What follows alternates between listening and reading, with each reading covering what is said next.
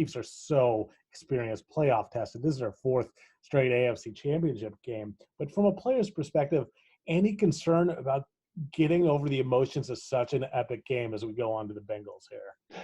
Not in the playoffs. I think in the playoffs, I think you got to ride that momentum. I think it happens a little bit more during the regular season because it's so long and you've got so much ahead of you.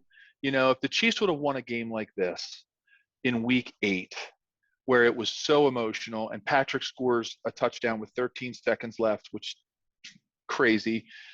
Like, I think you could have a letdown the next week, even if you were playing, you know, the lowly Jets or Jaguars or somebody who's, you know, not a real good team. You could have it.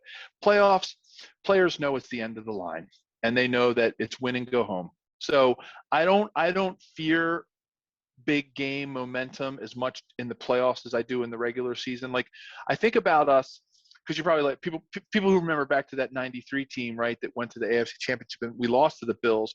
Like, oh, well, Joe, did you guys have a letdown against the Bills because you had that, you know, the Steelers overtime win, the Oilers, right, in the House of Pain, and, you know, we were double-digit underdogs going into that one, and we win, and we come home, and there's 20,000 people at Kansas City's airport, like, waiting for us at 3 o'clock in the morning. Like, that was a lot of emotion.